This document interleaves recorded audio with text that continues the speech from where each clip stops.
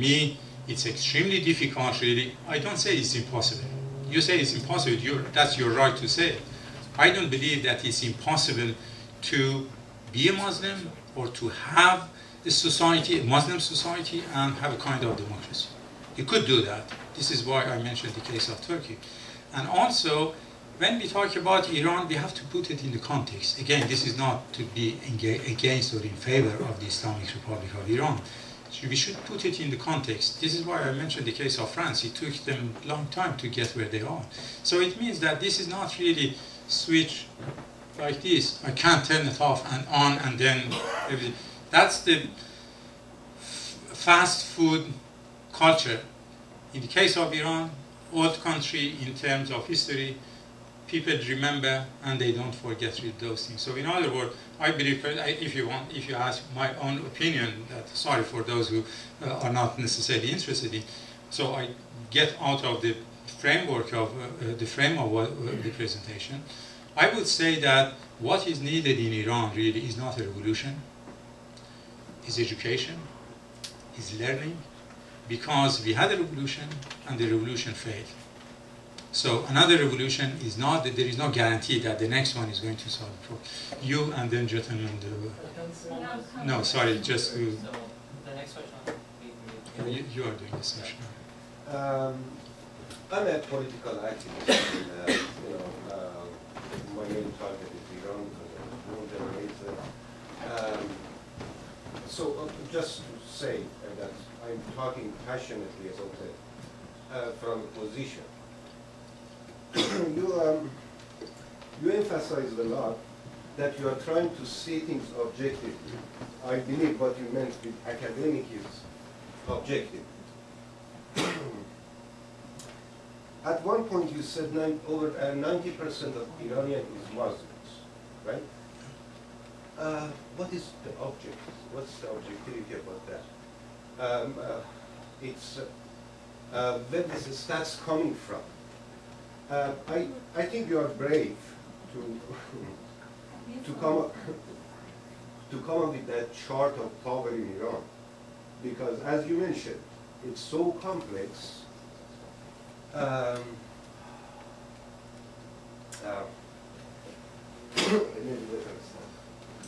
It's so complex because there are so many sources of power that would interfere the other source of power that you end up not knowing who has the who has sure. It was the main question was about the objectivity, and I'm explaining why what Mr. Hussein presented was not objective. It was selected facts not connected together, because once you related Iran to other countries surrounding Iran, the neighbors, as mentioning them as Muslims, they all of them, Iraq, Turkey, Azerbaijan, and interestingly enough, the two countries we mentioned, they maintain the secularism.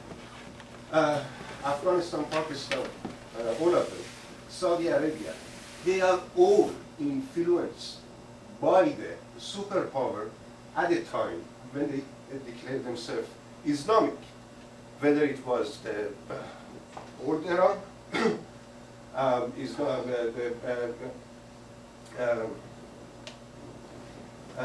whether the Islamic Republic of Iran or Pakistan was as a result of the doctrine by the American doctrine, which wanted to make a green belt around Soviet. Turkey is now. You're making a speech. Asking yeah, I'm trying to make a point. 5 hours to go. Yeah, sure. And when it comes to Turkey, is now influenced by the war between two sides of terrorism, which one side of it being states, another side being here. I'm questioning the objectivity of the lecture. So can I answer to that? Yeah. Sure. When, for example, I don't know if Schreiber has the number here, how many we are, roughly? 30. when I say, for example, I put in a paper or tell somebody, when I go back to Kingston, they ask me what happened, and I said, we were 32 people. For this one, the question of objectivity or subjectivity doesn't make any sense. I am giving a number. I don't say lady is Jew, she's Muslim, she's Christian, she's secular, she's atheist, or sorry, or whatever. I didn't say that. When we talk about 90% of Iranians being Muslim, it doesn't mean that 90% of Iranians go every single day or Friday or whatever to mosque. It's like it's written in, for example, in your passport, it says Iran. It doesn't mean that you believe in Iran or I believe in Iran, for example. This is the statistics. The statistic is not objective or subjective. What we do with the statistics is, and by presenting the numbers, I wanted only, as I mentioned, to give some raw, and I insisted, some raw information about Iran. Just for the sake of, if somebody says, I'm sorry, if I offended somebody with that very banal information. Finally, talking about, you mentioned the influence of superpowers on the formation of regimes and so forth. Respectfully, I have to disagree. If we go back, for example, to Iraq, you mentioned the case of Iraq.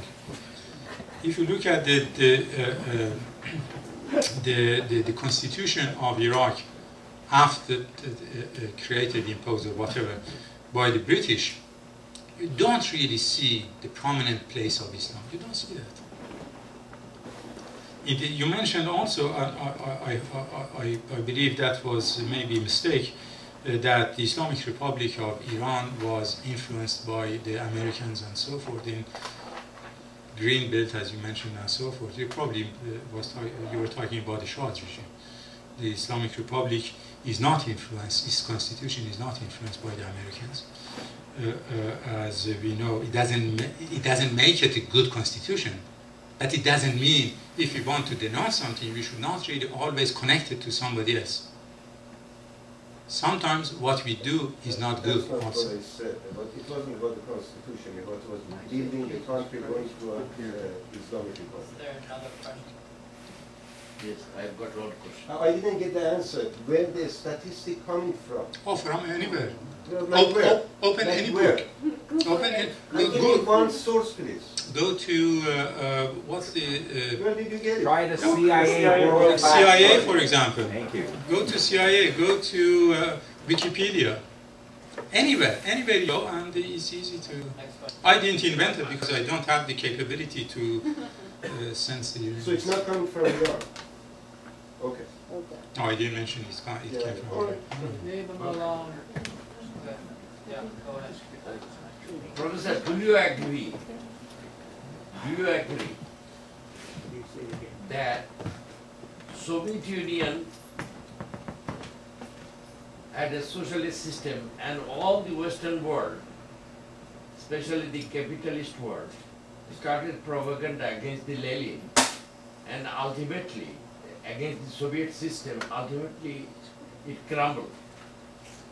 Don't you think that the school of thought, that is the Muslim world, they are thinking that the rule of God or the Sharia law, they will use it for the political benefit because the vast majority of the people is uneducated. Do you think that through education, through Western media propaganda, it will be hastened, it will be faster to transform those countries into a real democratic one? Sure.